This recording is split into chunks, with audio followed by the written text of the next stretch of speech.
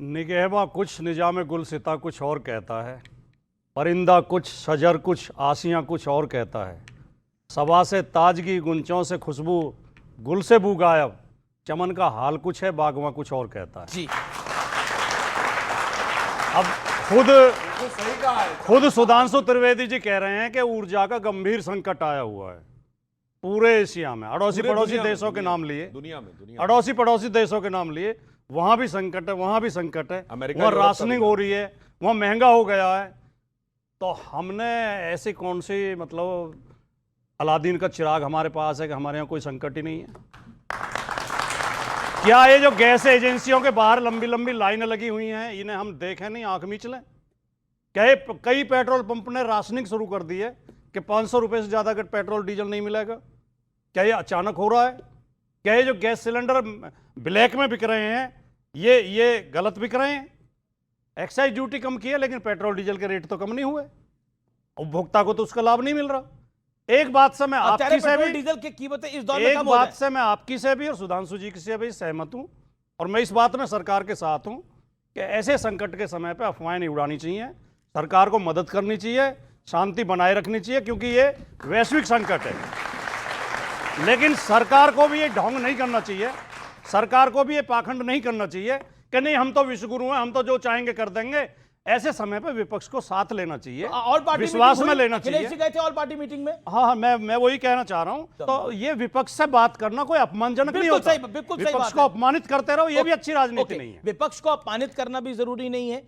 विपक्ष को भी चिंता है कि देश में सब कुछ ठीक रहना चाहिए। वो कह रहे हैं आपके पास अल्लाह दिन का चिराग कौन सा है? पूरी दुनिया में दिक्कत आ रही है, आपके यहां क्यों नहीं दिक्कत आ रही? दिक्कत आनी चाहिए। मैं ये कहना चाह रहा हूं, प्रधानमंत्री जी का लोकसभा और राज्यसभा दोनों में बयान देखिए। उन्होंने कहा कि स्थिति चिंताजनक है और इसीलिए उन्होंने ये बात बताई कि सबको टीम भावना से काम करना है। इसीलिए प्रधानमंत्री मुख्यमंत्रियों के साथ भी बैठक कर रहे हैं और इसलिए उन्होंने कहा टीम इंडिया की तरह हमें इस चुनौती का सामना करना है। हमने सिर्फ यह कहा कि अगल बगल तो जहाज पलट गए दुनिया में, हमारे यहां सिर्फ झटके लग रहे हैं, तो इसके लिए ध्यान रखिए कि वह हमारा कैप्टन इतना समझदार है कि मैं मोदी जी की तरफ से कहना चाहूंगा कि हमें इल्जाम मत दीजिए, बहुत अफसोस होता है, बड़ी तरकीब से कश्ती यहां तक लेके आए हैं, बदल देते हैं हम दरिया की लहरें अपनी हिम्मत से, आंधियों में भी अक्सर चिराग हमने जलाए। पर मैं एक और बात विपक्ष के लिए, एक सेकंड, एक मिनट में, अलादीन चिराग, मैंने ये नहीं कहा कि अब बता रहा हूं, अलादीन चिराग नहीं, लंबी सोच। जैसे 1991 में भी आया था, जब हम लोग बच्चे थे, पढ़ते थे, खाड़ी युद्ध हुआ था, जब इराक पे अमेरिका का अटैक हुआ, इराक ने कुवैत पे कब्जा किया, अरे आधी ट्रेनें बंद हो गई थी, गैस और वो तो छोड़िए, उस जमाने में कितने लोगों के पास गैस कनेक्शन थे? 2014 में 11 करोड़ गैस कनेक्शन थे, आज 36 करोड़ गैस कनेक्शन है। आज से 15 साल पहले कितने लोगों के पास 2 व्हीलर और 4 व्हीलर थे? आज भारत में 8.5 करोड़ ऑटोमोबाइल हैं। इसके बावजूद ये संकट नहीं, और मैं चुनौती से कहता हूं, उस समय के संकट में अटल जी अडवाणी जी का एक बयान दिखाइए 1991 में जो सरकार के खिलाफ बोला हो। यह होता है सकारात्मक दृष्टि से साथ लेके चलना और सरकार का समर्थन करना। हाँ, मगर जहां तक वर्तमान परिस्थिति की बात है तो मैं सिर्फ यह कहना चाहूंगा, जमाखोरी नहीं करनी चाहिए, पर संयोग की बात है, संभल में जो एक अब्दुल रेहान पकड़ा गया जिसके घर पे 55 सिलेंडर थे, तो वो माना जा रहा है एक समाजवादी पार्टी का ही कार्यकर्ता था। तो आपदा में अवसर ढूंढने का प्रयास जो विपक्ष कर रहा है उसको बाज आना चाहिए। वही बात मोदी जी बोले कि भाई संकट है तो महानता, वही बात हम कहते हैं तो अफवाह। भाई हम भी तो यही कह रहे हैं, संकट है, योजना बनाओ, जनता को राहत दो, जनता परेशान ना हो जी, वही बात हम कह रहे हैं। लेकिन फर्क है, आप लोग तो जो पाकिस्तान की तरफ से एक अफवाह चली कि हम ईरान के और अमेरिका के बीच में मध्यस्थता करा रहे हैं, उसको आप मान गए। जब व्हाइट हाउस की प्रवक्ता को यह सवाल पूछा गया तो वो पहले हैरान हो गई, फिर वो हंसी, बोली do you believe this? Pakistan के साथ हम बात करेंगे? और आप सोचिए, उस बात को लेकर अखिलेश जी ने बयान दे दिया, कांग्रेस के कई नेताओं ने बयान दे दिया, देखिए पाकिस्तान विश्वगुरु बन रहा है। मगर अगर पाकिस्तान विश्वगुरु बन भी रहा है तो यहां सेलिब्रेट क्यों हो रहा है भाई? पाकिस्तान हमारा कौन सा यार है? वो तो उस समय भी हंस रहे थे अमेरिका के लोग, तो जब माननीय मोदी जी ने ये कहा था मीडिया के सामने कि मैंने ट्रंप को समझाया, मैंने ये कहा, मैंने वो कहा था उन्होंने, और उन्होंने ये भी कहा था कि मैंने रूस और यूक्रेन के दोनों प्रधानमंत्रियों को फोन किया और मैंने युद्ध रुकवाया, उन्होंने ये भी कहा था। उसका भी खंडन आ गया जब हमारे लोग आए यूक्रेन से भी, रूस से भी, दोनों जगह से खंडन आ गया। वैसे तो आसिम मुनीर ये बोला था पाकिस्तान के शियाओं के लिए कि अगर उनको ईरान से इतना लगाव है तो ईरान क्यों नहीं चले जाते? बताइए, उसके बाद ईरान उससे मध्यस्थता की बात करेगा। इस ढंग के संकटों के लिए लंबी तैयारी कैसे की जाती है। आज 100% रेलवेज का इलेक्ट्रिफिकेशन हो गया है। आप सोचिए अगर 50% ट्रेनें डीजल पे चल रही होती तो क्या हालत होता। दूसरा काम क्या किया है कि एथेनॉल की 20% ब्लेंडिंग पेट्रोल में हो गई है, यानी 20% पेट्रोल की जरूरत कम है।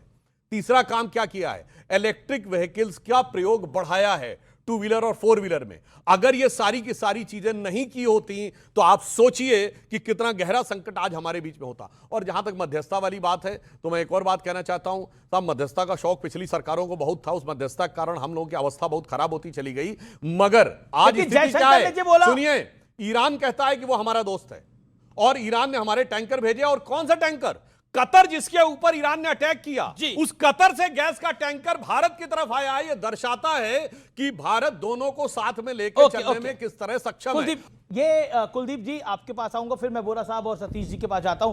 कुलदीप जी, अफवाहों का बाजार गर्म करने में आपकी यानी केजरीवाल जी की पार्टी का भी बड़ा रोल है, या फिर आपको लगता है कि आप वही कर रहे हैं जो आपको बताया जा रहा है?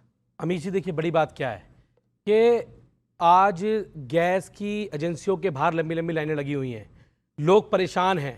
500 रुपये किलो, 600 रुपये किलो गैस ब्लैक में मिल रही है, गरीब आदमी को गैस नहीं मिल रही है। और अब तो एक नया मामला सामने आया कि गैस की बुकिंग हो गई, उसको पता नहीं आपकी बुकिंग हो गई और पता लगा सिलेंडर कोई और लेके चला गया, ब्लैक में 5 सिलेंडर बेचने का काम किया गया। आज देश के अंदर गैस का संकट है, ये भारतीय जनता पार्टी को मान लेना चाहिए। आंखें बंद करने से संकट खत्म नहीं होगा, संकट से आगे आके लड़ना पड़ेगा, इनको समझ में आना चाहिए। लेकिन ये क्या कर रहे हैं, ये तो आंखें बंद करके बैठे हुए हैं, कह रहे नहीं जी नहीं कोई संकट ही नहीं है, नहीं जी नहीं कोई संकट ही नहीं है। अरे समझिए, अच्छा, आपको लग रहा है गरीब आंखें आदमी बंद करके कह रहे हैं परेशान कोई संकट नहीं है? नहीं, ये तो मानते संकट नहीं है, इनको हर बात पे कैसे संकट नहीं है। और दूसरी बात मैं पूछ रहा हूं, क्या इस संकट के लिए भी नेहरू जी जिम्मेदार है?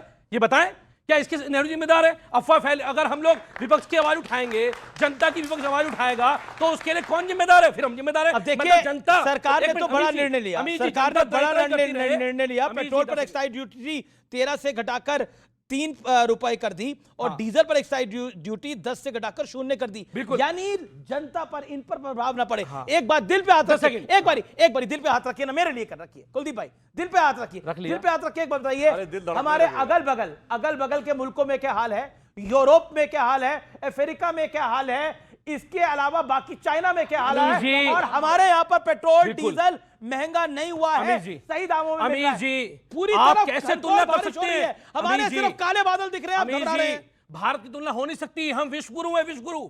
हम गुरु घंटाल मजाक नहीं में मत बोलिए, है, हम विश्व विश्व गुरु। गुरु हैं, आप समझिए। ये मजाक में बोल हम रहे हैं गुरु आप। घंटाल नहीं है, हम विश्व गुरु। आप क्या तुलना कर रहे हैं? और दूसरी बात, आपने एक्साइज ड्यूटी की बात करी तो मैं समझ लूं कि कल से जो मेरी गाड़ी में तेल डल रहा था पेट्रोल 90 रुपए लीटर, अब वो 80 रुपए लीटर हो जाएगा? नहीं, ये भी बड़े बड़े उद्योगपतियों को फायदा पहुंचाने के लिए। कैसे ये बड़े ड्यूटी कम करते उद्योगपतियों हैं। को? किसके लिए पैसा कम कर रहे हैं? बताएं। कैसे फायदा किसके लिए बड़े पैसा कम कर रहे हैं? उद्योगपतियों को? मुझे फायदा नहीं, मिलेगा। कैसे बड़े आपको उद्योगपतियों फायदा को? मिलेगा। आप समझे, आपने नहीं, इतना किसको बड़ा फायदा मिलेगा? बताया कि बड़े किसको उद्योगपतियों को फायदा फायदा मिलेगा? बताइए। अमीश जी सुनिए, जब से प्रधानमंत्री जी आए इस देश के अंदर क्या हो रहा है? नोटबंदी के लिए जाइए, अगर ठीक ना हो तो मुझे फांसी पर लटका देना। नोटबंदी में लोग लाइनों में लगे, 99%